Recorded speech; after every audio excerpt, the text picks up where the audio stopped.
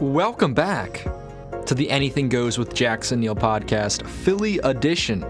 Today I have a cool interview with members of Who, What, When, Why, and Werewolves, talking about their debut album, Greatest Hits.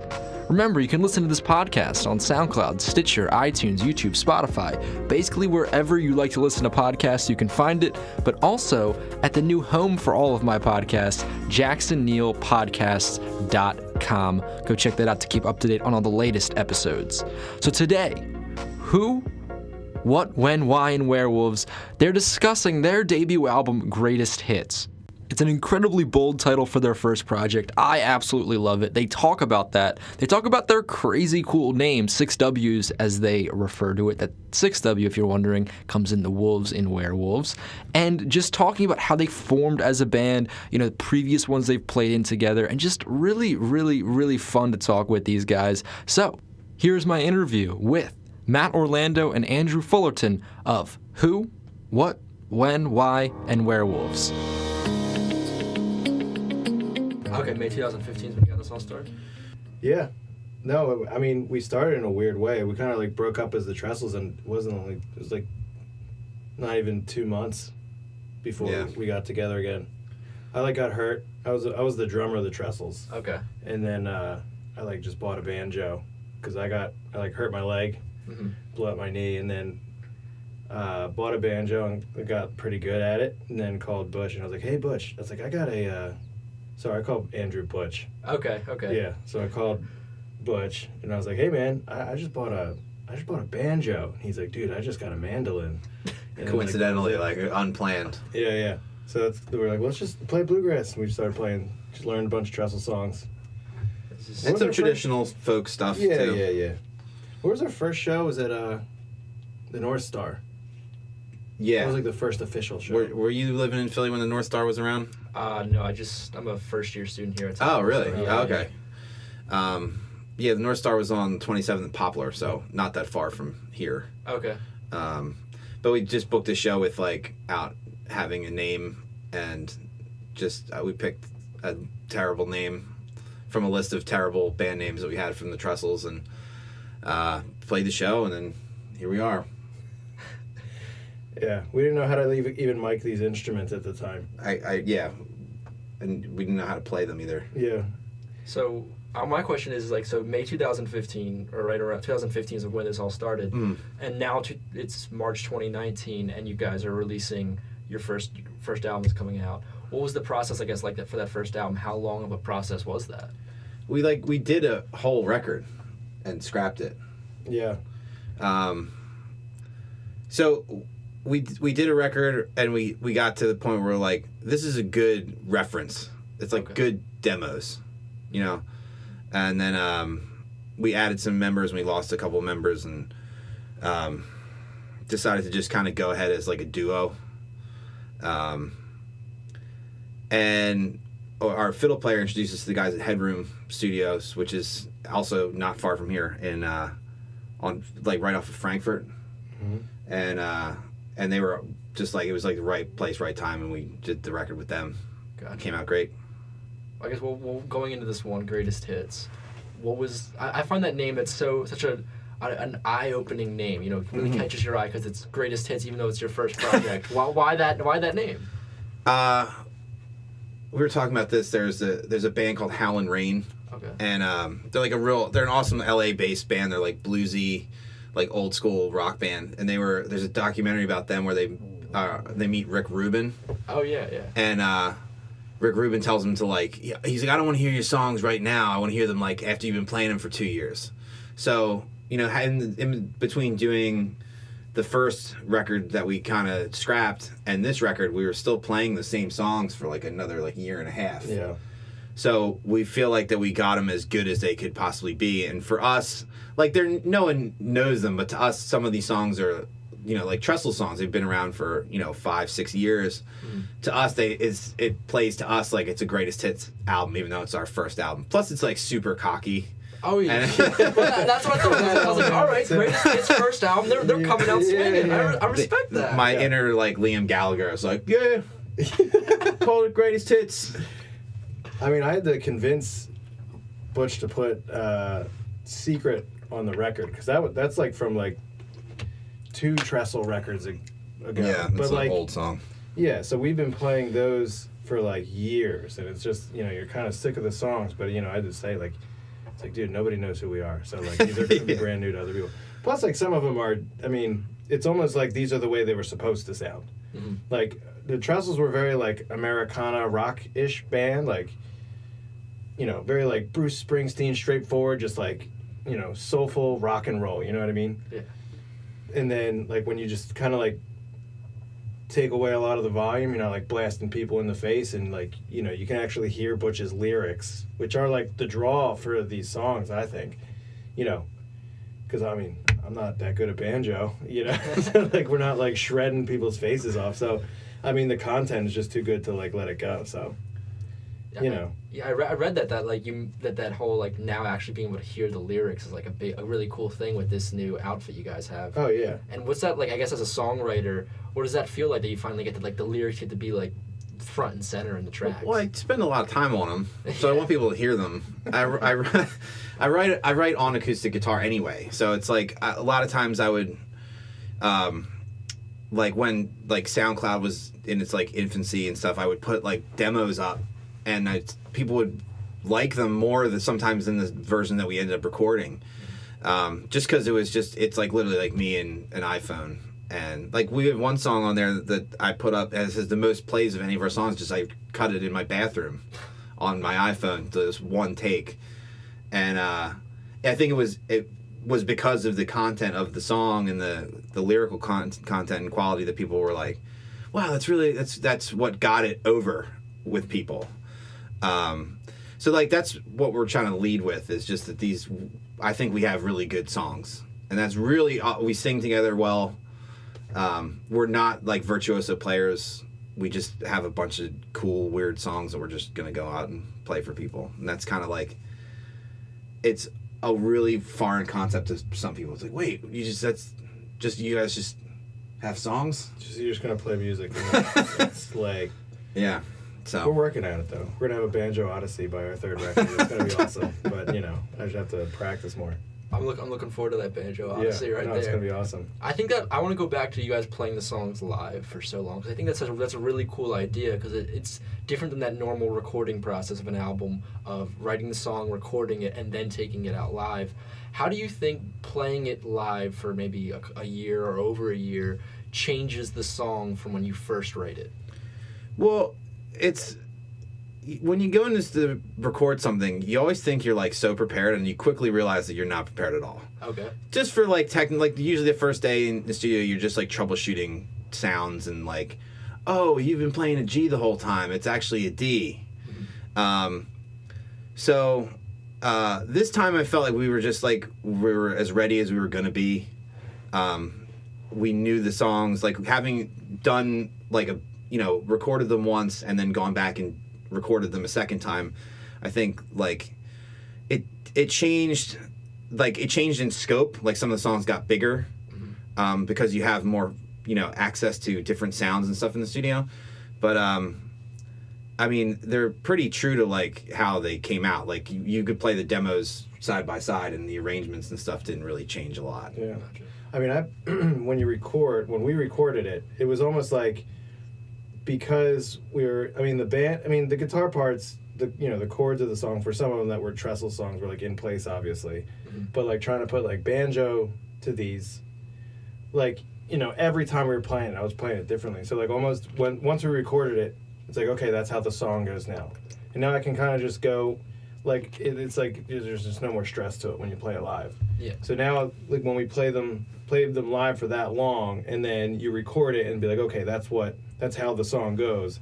Now they come off as just like way more like, it's almost just like it's effortless, you know what I mean? Like it's just way better it's like just stress-free playing, you know what I mean? And like you can kind of go off on tangents, but you know how it should go, so if you get lost or whatever like that, you can get back to like the way you played it originally. So on the recording at least. I think it has to be so cool as an artist too, because I hear a lot of times artists, they talk about recording a song and like it may have personal lyrics or a personal story in there, and they're almost like, well, I don't know how this will be received. But by playing it live first, that probably gives you guys confidence going into the studio saying, we've seen fans interact with this song. We've seen people say, oh, like, you know, nod their heads along, be like, oh, this is a good track. And I think that might also help in the recording process. Yeah. I mean, I think Secret definitely was one of those too. Like, that was part of the draw to get it on the record. But like, for that, I mean, it's got really cool like harmonies. It's like awesome like anthem chorus.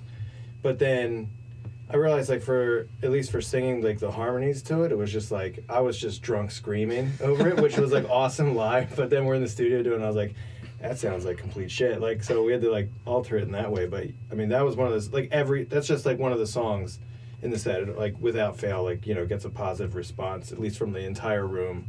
If we're just playing like a bar where not everybody's like paying attention, that'll get everybody's attention. It's that song that kind of grabs it. Yeah. Grab. Just gotta listen to people up on stage. Yeah. I kind of want to touch on this because it certainly grabbed my attention. The name of your outfit. Who, what, where, when, why, werewolves? Did I get that correct? Who, what, when, why, and werewolves. Okay, sorry. I think I added an extra. Don't worry. This dub. is like a constant, it's a constant battle, and it's kind of the point. It's funny to me, and it's funny to like watch people try to pronounce it, and then I want to make a documentary about that. Of really? just be like, here, read this, and then people just try to read it. Like, remember that video that Cake did where they went around and like played the song for people and like, what do you think of this song? Yeah. And just do like a, you know, here, say this band name, and they'll just get it wrong like at least 70% of the time. But the idea was like, you know, it's just a stupid name. Mm-hmm. Like every name on earth has been taken like 3 times. So we're like, how do we do something that stands out, is also like uniquely bizarre, because it's kind of a bizarre, like, I mean, some of the premises for some of the songs is like, it's kind of, I have a song about a mullet, you know what I mean? Yeah, it's a little eccentric to begin with. So having that name, and then also just seeing it like on like venue walls is like really satisfying to me. Yeah. And people being like, oh, we booked a Who, What, When, Why, and Werewolves. And people like, excuse me? Yeah, what did you say? It's kind of creative how people put it up on their like either like their marquee or their boards or whatever, because like we you know our website is like 6W Music. We try and make it simple, but like then people's like, where's the extra? There's only 5 W's, and it's like, well, there's 2 in Werewolves. Yeah. And it's just like off-putting. It's just like, well, I can't deal with it. Just like some of them, just like people just like. It's like, I don't know if it's like too high concept for people and that's why they're groaning, or if it's just like they're just like, I didn't feel like they're getting tricked. Yeah, the one place we played in Delaware, just like they just wrote like, I think they had like 7 W's and then wolves at the end. Like they just stopped trying. I don't even think they picked the chalk up off the thing. It was just like one long up and down stroke, and then wolves, and then said fucking whatever, you know. Yeah. I mean, that's such a. I mean, I think it's so funny though, because that's literally the reaction it got from me. Was that when I saw it pass along, it was like, What name is that? Yeah, and let me look at it. And then when I saw that in combination with your first album being Greatest Hits, it was like, man, they're coming out swinging. They're coming out ready to go. Or these guys don't give a shit. I think a little bit of that. That was part of it too. Is like we've been in like I've been in like 10 bands, you know. So at this point, it's really just for our own like satisfaction now. You know, it's.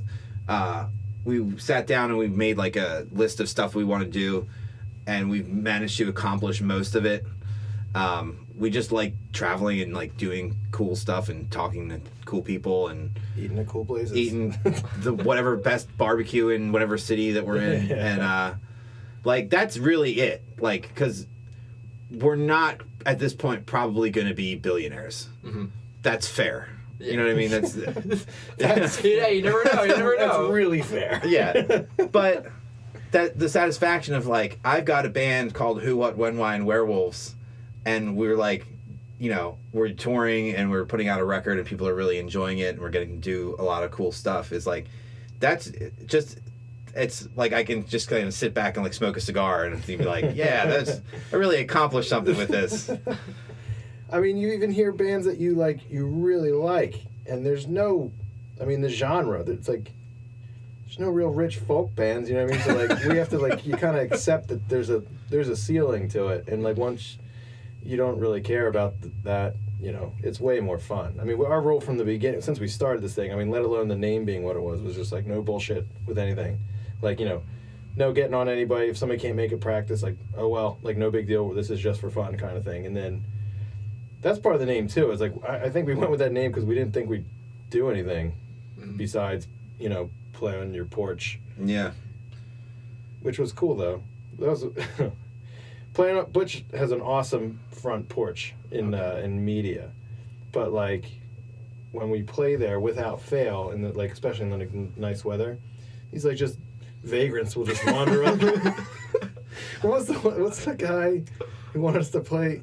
I forget. Oh, so like most people, like you said, like we're just, you know, it's all about like, for me, is like looking back and seeing all these like cool things we got to do, which is as the band grows and we put out another record and we do more stuff, it's like the stuff that we do will be cooler, but like those like real moments of like playing music with your friends and like being present is like unbeatable. Like most people will be practicing or something and people walk by with their dog and they'll wave. And they'll say like, great sound, guys. Like it's cool to see the bluegrass band just like playing in your neighborhood. There's always one person who like just doesn't have any boundaries and like, can I sit up there and watch you? And this guy would come up and like sit there, and we're like trying to get ready for a show and like practicing, and he was like, opens up a 6-pack. Make yourself at home. It's like the one guy was just like, do you know Rocky Top? And I'm like, no, we don't know that. I'm like, I know the song, but I don't know. He's like, it's in A. And I'm like, okay, here's my tip jar. Yeah. You know, like. He goes, can you learn it? It's like right now. Then we had a legit like dude come up who like legitimately was a hobo. Really? Who was like, oh, I got some blues songs about the trolley line. Yeah. And like, can I borrow your guitar? He literally brought. He had like a rucksack with like a potato salad and like a Vladimir bottle and Mountain Dew in it, and it's just like, oh my god. Yeah. You guys certainly bring out the best, I think. Yeah, I mean awesome. He's in the band now. Oh really? Yeah. Okay. We play half of his songs are about doing meth and taking the trolley. Well, I mean, it's certainly Greatest Hits Volume 2. 40-minute max trolley ride on meth. What are you gonna do with the rest? Oh my god. So I guess after hearing all of that, I think it's so cool because I'm hearing that you guys just feel like a sense of freedom with this kind of band because, like you said, you've been in so many before, and I want to ask, how does that impact the making of music for a band when you don't feel that kind of pressure on yourselves? Well, I mean, I don't know. All the guys I liked growing up were like kind of nobodies, so I was cool with just like they mean a lot to me. You know, like I like, you know, songwriters like Paul Westerberg and, you know, like Bill Callahan of Smog and Robert Pollard from Guided by Voices and all these people who are just kind of like just regular, like what do they do in between shows? It's like, oh, Bill's going to come over and paint the fence. It's like, oh, that's Bill from Smog? Yeah. So like I kind of like those guys anyway. And I was in my early 20s, I was in a band and I think we were trying to do the whole like be like Fall Out Boy or like he's like a power pop punk band, and we were like doing all this dumb shit, and I was just like, I don't like this. Like I'd rather just make my weird songs and like play music for people that like play with my friends and just make weird records. Then once I started committing to that and like people started coming along, you know, it was we got press and attention and we got to do cool shows and It was from that point on, that was like the beginning of the Trestles. That was like, it was just, everything was freeing. I'm like, I'm just going to be myself and try to just make people happy and entertain people when we play shows and write my weird songs and live my life and just be out there. And if people come along, that's cool. If not, like, all right, maybe the next thing I do you'll like, you know? Yeah. This has been the most rewarding though. Like, just like, again, jumping to this genre is like, you know, when we were like playing in rock bands, whether it was me or Butch or like any other band I was in, especially as like a drummer, you're just like blasting people in the face with noise. So like no one's gonna stop and listen to you. You know what I mean? So now we play, you know, we'll even just like if we're bored, we'll walk up to like the main street and just start playing on a nice night or something like that. And that's like some of the most well-received shows I've ever done. You know what I mean? Because they're like sitting there listening. They're like, this is really nice. You know what I mean? They're actually enjoying it. It's people like they're strangers. You know what I mean? Playing in rock bands, you're just playing with a bunch of your friends most of the time, kind of thing. So Yeah, and the community of people in like the bluegrass and folk world have just been so much more like warm and welcoming. It was always like in rock bands, it's always like a competition. Okay. With the folk and bluegrass community, there's like it's a smaller group of people. So like you get to know people and people become very like welcoming, like and the audiences are much more like warm to what we're doing. Even if you're more willing to take a chance on us, I think walking in and seeing like a fiddle and an upright bass and a banjo, I mean like this might be cool. Yeah. You know what I mean?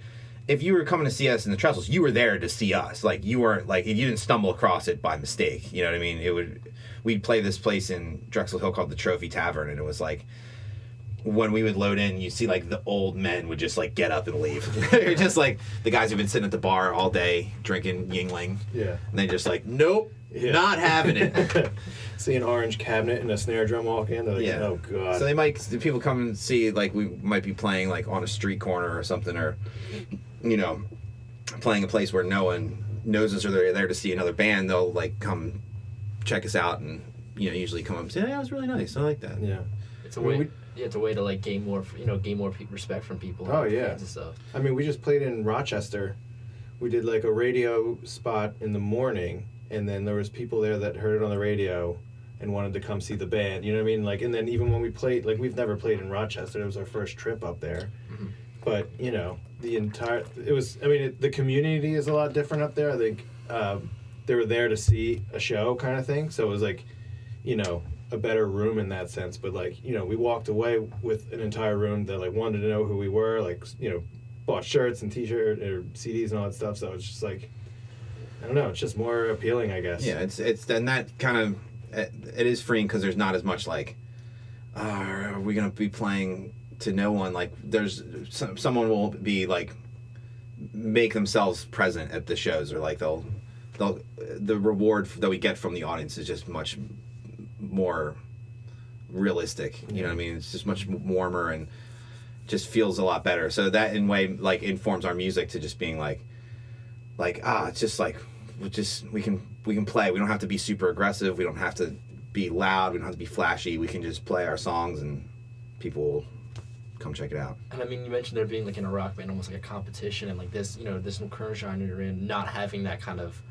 pressure, not having that kind of like, oh, there's another band we gotta watch, you know, coming up next to us or something that we have, you know, is trying to gain the same fans as us. Yeah. And I think that too, I mean, I could not imagine trying to be creative with that kind of mindset in my head that there's like, oh, I know this guy who's making the same kind of rock songs, and how can we, you know, become bigger than him almost. Yeah, well, it's weird, like, being in a rock band is like your ego and id, like, going crazy. Yeah. You know? Like, even he called me Butch, like, when people call me Butch, like, I know what part of my life they know me from. Mm-hmm. Because that was like a persona that you just like, you know, it's been taught throughout the years of like classic rock dudes, like you got to be like the baddest dude. Like my guitar player he's like 6'2" and he's got a double neck guitar, like, you know, he's like, and it's just like awesome presence, you know what I mean? Yeah. But it's all about like, you know, your ego and why aren't we like headline and we're only playing second, you know what I mean? And part of this whole thing was that, you know, we did get older and we dropped a lot of our ego to even just do this kind of music, you know what I mean? Because it's like real, like, you know, it's just, a lot of times it's just us with a microphone. We have like a old time condenser microphone, and it's just, it's the banjo, guitar, and 2 vocals most of the time. So like there's no hiding behind like posturing, you know. I'm not like throwing my guitar off the stage like I used to do and like, you know, kicking shit over and shooting whiskey. It's like, this is an intimate performance. You have to drop a lot of that rock and roll mentality, you know? I haven't thrown up after one show yet. Wow. It's pretty good. How about smashing any banjos? Have you done that yet? No, this one's too expensive and they're just hard to find, so. Yeah, that's what I always think about when the people smash guitars is how much money do they have? As a prop. How much money do they have to spend for that? Yeah, but that's the same, you know, that's what feeds in the competition of being in a rock band. I mean, like, we're competitive. Like, we want to, you know, be seen, and we want to get bigger shows, and we want to, you know, play bigger places. But, you know, like I said, the intimacy of that and dropping a lot of that, like, rock and roll ego is also the same thing that, like, to your last question, is like it made it more freeing. Yeah. And it all kind of comes down to that redefining what success is, redefining what your expectations are. Oh, yeah. Coming out as a group. Yeah.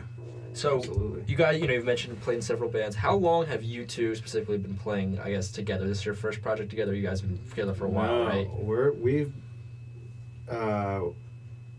I was in middle school. I'm 34 now. Okay. So we were in middle school when we first played in our first band together. It was weird. Butch grew up in a town, next to mine, which back, when you're in elementary school, you know your kids, or middle school, you know your kids from your school. So, like, it was kind of weird that I even had friends from another town kind of thing. And I don't remember how it happened even, but we grew up going to, there's this place in Drexel Hill called Teen's Place to Go. And it was like, I mean, for what it was awesome. It was a church, like, every other Saturday night that they opened up to let original bands go and play. Oh, wow. So, like, there was a place to go out and play a show when we were, 14, which is, like, outrageous, And, my mom was really involved in it. The guitar player of Butch's band was, like, super involved, and they were, like, the organizers of it. Mm-hmm. But it was, like, a crazy huge scene. You're going to play to, like, 120 people, like, when it's packed. And, like Butch was saying earlier about, like, loving bands that are nobodies. Like, we kind of, like, fell in love with this one band, like, they were called Liquid Gang, and, like, we got behind that, and they were, they actually went on to get signed, like, later, but, like, that was our band, like, that was the best band in the universe at the time, but, like, nobody's, you know what I mean? Yeah. Like, they worked for, like, Verizon. You know what I mean? It wasn't like, they were, like, just, dudes who played. We would, like, be their street team. We would, like, go and hand up tapes and stuff, and, like, it was this awesome. We actually we entered a Battle of the Bands at Matt's high school as playing all of their songs. Oh, really? Yeah, and we missed the audition. Like, we put it together, like, last minute, like, cause it was just like, oh, well, your brother and my friend Mike will just put something together, and then we put it together and we missed the audition.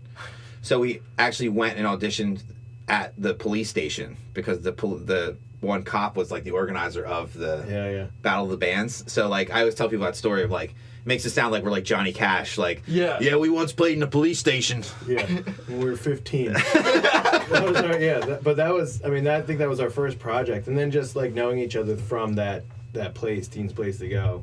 I think it just, I don't know, I mean, so long ago, who knows how it happened, but, ended up in his band for a little bit, and then just kind of knew who each other, parted ways after that band, but, like, we always, like, we knew each other. We'd, like, We're do friends. shows with, like, when he was in one band, like, I'd be in another band, and we'd be doing shows together, like, all throughout, like, our 20s. Yeah. Okay. And then he was the last drummer in the Trestles. Trestles had, like, 5 drummers in 10 years, so we had, like, a drummer every 2 years, and he was the last 2 years. And then we were sitting there, and we're like, why didn't we get him? The first guy quit. Like, I guess just didn't, but Yeah, it just didn't work out. it wasn't the right timing. Yeah. But I, like, knew who the Trestles were. I was, like, a huge fan of the Trestles, like, before I joined. Like, I think we played together at, like, in Clark Park in West Philly. There's, like, a Clark Park festival outdoors. We opened up for, not opened up, but I think the next band was called, like, it was, like, my band, which was called Enter the Rooms, which is, like, a really, like, artsy, Radioheadish, like, dark band. Then there was the Trestles, which was, like, just, like, Americana rock and roll, and then after us was Fuckface, which was a death metal band. What a lineup. Oh my god! Yeah. No, it was such a, like, a. It was a beautiful thing in, like, a really dark way. It was very, very West Philly. Yeah. Of them. Yeah, the drummer had quarters on his bass drum, so it made this, like, insane clicking sound when you hear, like, this. Like that. Oh, it's so wild. But yeah, that is crazy. Yeah. I think it's so cool though. You guys, one thing you guys keep mentioning is, like, supporting, like, local guys. Like you said, like, they worked at the Verizon store. Yeah. They're still, like, the coolest band in the world to you. And I think that's such a cool thing that almost is starting to become missing from music. Is that just supporting, like, that's why I started this branch of my podcast, the Philly edition, is because I feel like people don't support the people that are local to them as much as they used to, almost. Well, there needs to be, like, I don't know. It's like there needs to be some sort of, like, validation of, like, the real world to the microcosm that is Philadelphia, and it's like all different scenes, because, like, Philly's got a ton of awesome bands, but I feel like that no one ever like gives them any like due until they go out somewhere else and then they like blow up and like Philly claims them. Yeah, like Kurt Vile, perfect example. Like I've known the Viles for like years. They grew up in Lansdowne, which is like the next town over from me, and he just like worked his ass off. He would play like open mic nights, and he would do like there was a place in Lansdowne called Sidetracks Cafe that he used to play all the time, and like he was out there. He's putting out records. He was doing shows, and then you have to go out into the world, and now everyone's like, it's like. He was, he was successful in a small pond, before has to go out and like win the world to be recognized as like a Philly native. Yeah, I see that. I mean? Yeah, I've even seen that with like artists like, even like in hip hop or other genres. It almost feels like a lot of times that this city is almost hesitant to support their own until, like you said. Yeah, it's like, let's see how this works out. Yeah, like okay, I see you're doing making music, but let's just make sure you're good before we really get everything behind it. Meek Mill, a perfect example. Huge homecoming this weekend at the Met. Yeah, that was a big show. Amazing, right? And this is a dude who, like, in 2007, I would hear people just be like, you hear the new Meek mixtape? This guy would put out, like, a mixtape, like, every 2 weeks, it seemed like. You know what I mean? Yeah. Like, putting out songs, and it's like when I'm like a voracious like music listener. Like I listen to music like nonstop. I'm always looking for something to listen to, and it's like when I catch up with someone, I'm like, oh, this band's awesome. This is their 15th album. Yeah. I've just heard of them.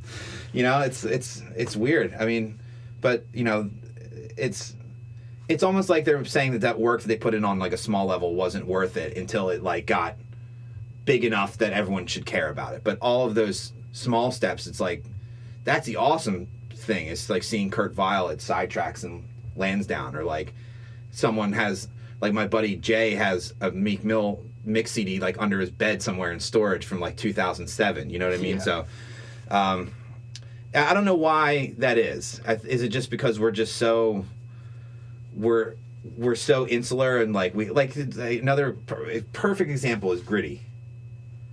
Oh my! Yeah. Like no one gave a shit about Gritty, and then the national news started making fun of it, and everyone's like, "Nah, you ain't." Yeah, that's our guy. Yeah. So I remember the day that came out, like posted on Twitter. It was like everyone in Philly was trashing Gritty. Then all of a sudden, the first news headline was from like national. It was like, "Yeah, Gritty's stupid." It was like, "Hold up, you don't mess with Philly." And I think that's a crazy example, but it's so on point. Yeah. So like we do that with our bands. We do that with our sports teams. We do that with.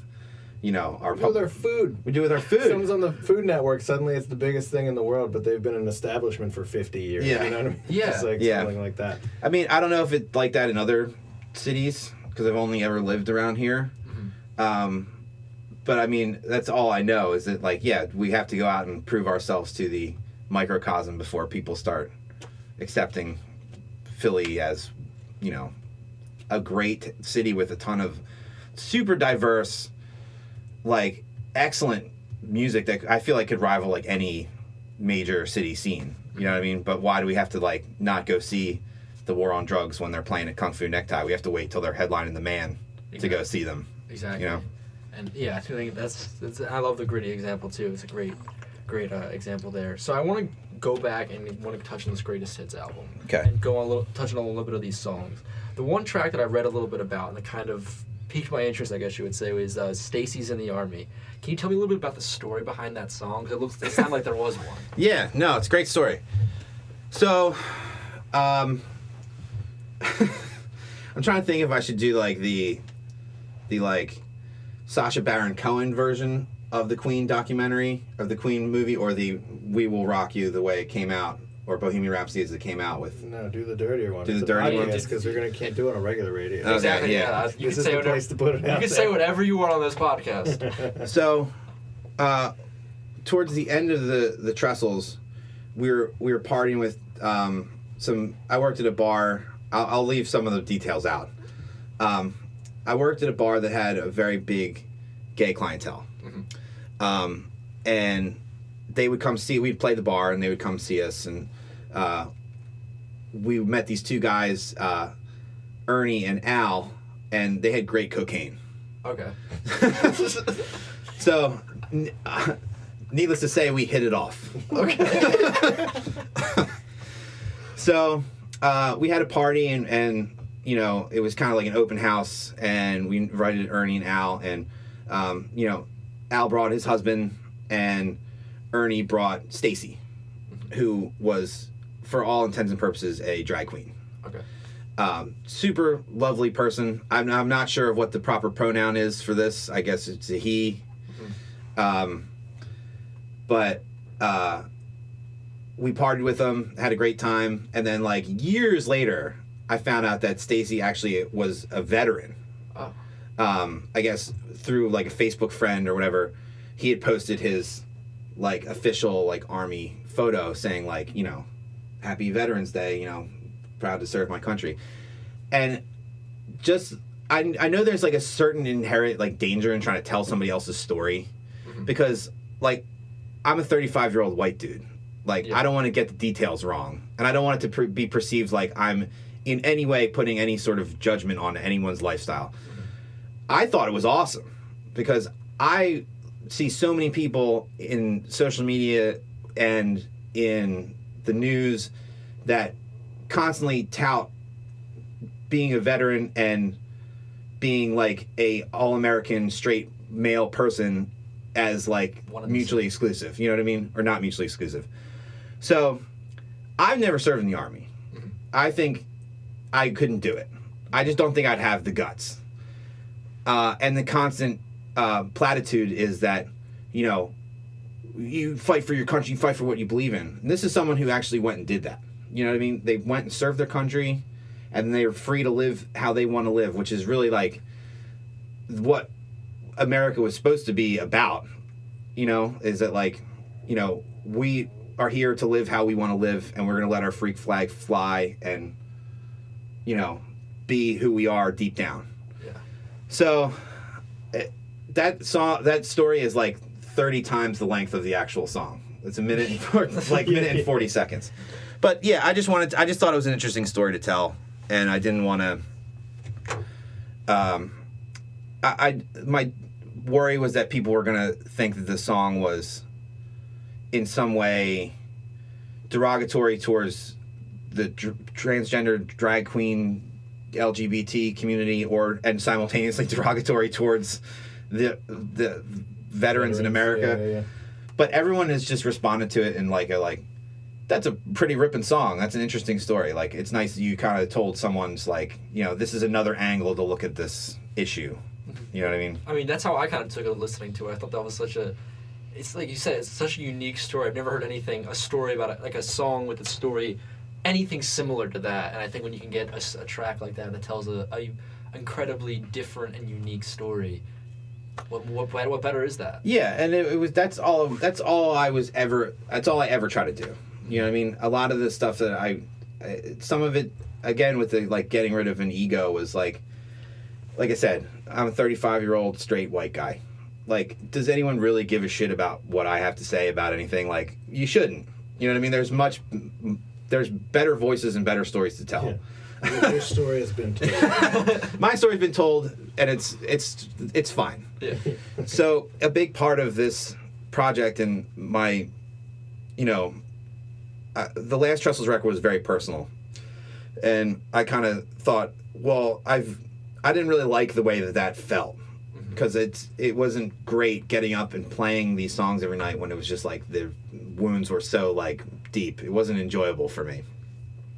So my focus shifted to like, well, there's a lot of stories that don't get told for whatever reason.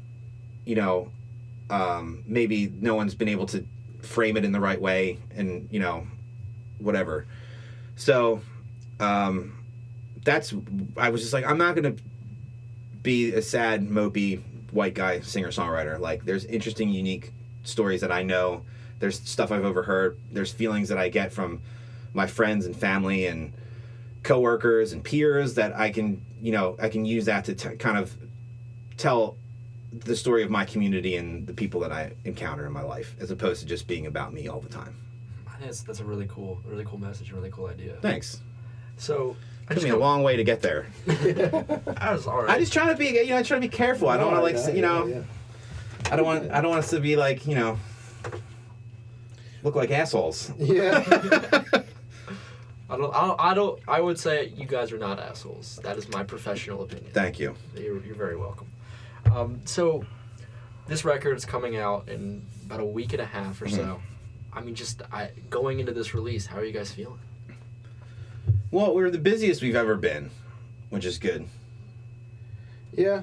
I mean, like I said, it's crazy, like, for as much as we've done, and as far as, making headway, touring a little bit, it's kind of like it's old news. The record to us is old news because we've had it for a long time. I think, when was it done? I mean, it was done in like November or something. Yeah. So, I mean. Yeah, it was Thanksgiving. Yeah. Brought it over your house. Yeah. So it's kind of like, it's just we're super comfortable. Like you said, we've arrived. We're super comfortable playing the songs. It's like, it's effortless and that sort of thing. So we're kind of just excited for it to be out there, and actually have people hear. I mean, we have a couple of singles that are out that are available, but like, once it's released, it's on like iTunes, it's on like Google Play or Apple Music and all that stuff, and it actually gets distributed a little, farther out than we are now. That's what I'm most excited for, is to kind of really see how it's received as a whole. Because I mean, the two singles is Rat Tail and Tell Me a Secret. Yeah. And that's like, they're not my favorite songs on the record. You know what I mean? It's like there's some like,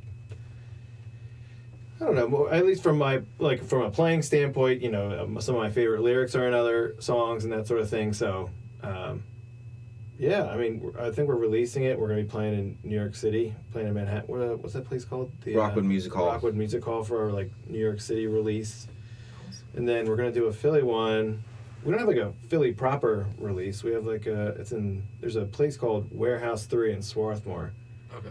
Super awesome room. It's like right by the college there, and it's an old antique store. Like, so you're playing it, and it's an antique store by appointment only, but they have a stage.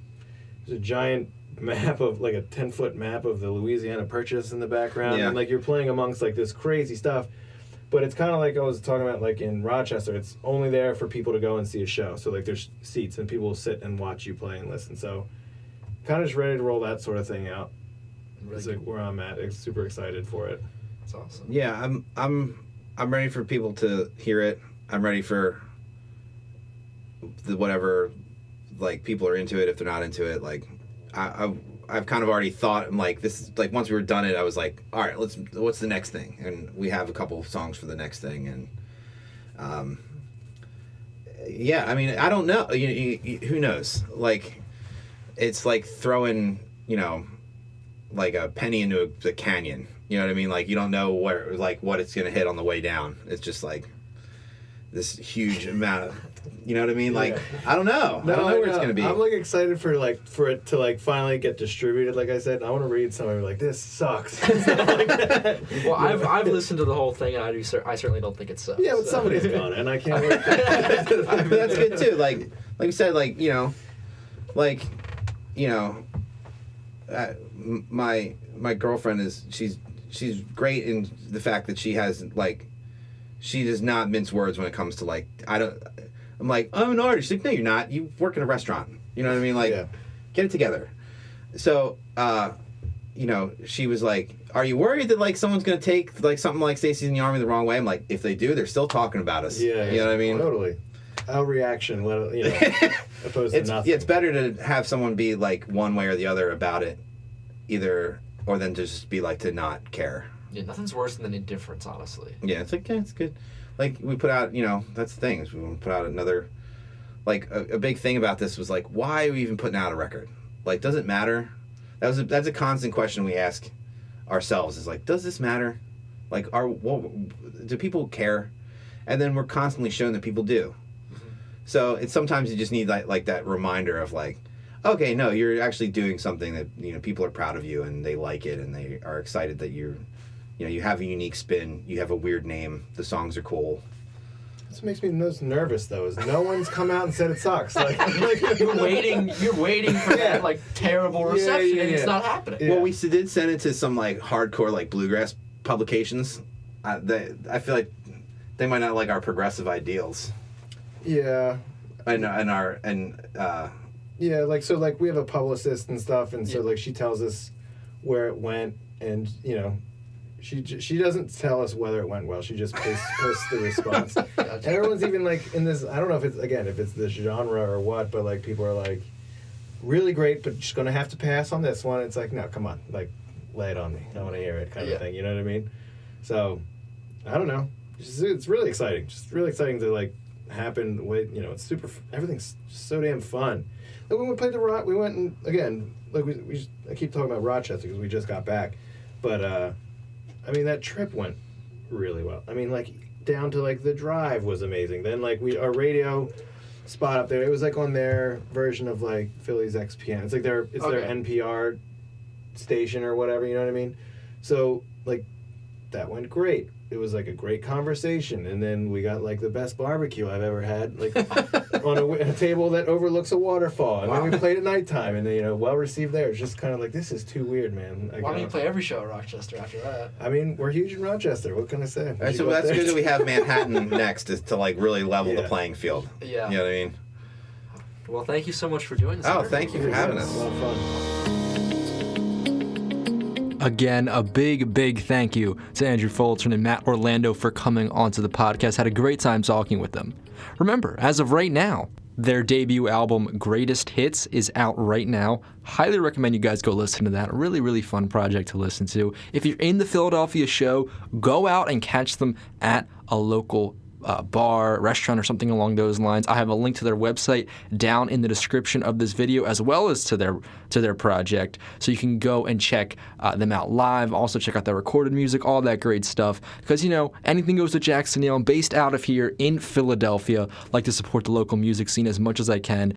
And these guys are just a really cool bunch that I've had the pleasure of talking with. And that will do it for this episode of Anything Goes with Jackson Neill, Philly edition. Remember to check out jacksonneillpodcasts.com. There's a really cool place to catch all of my podcasts. This one, the normal Anything Goes, my sports and music podcast. So go make sure to check out that. Link to that in the description. Also, down in the description is the link to my Patreon page. Become a member and support my podcast. You get access to bonus content, early access to interviews, things like that. All these cool membership plans. So go down in the description and check out that. Also down there are links to my social medias at JacksonNeil20 on Instagram and Twitter, where I post some pretty cool content. At least I like to think so. So go down there and follow me on those platforms as well. With that, that's all I have for this episode. Thank you so much for listening. I'll see you all next time.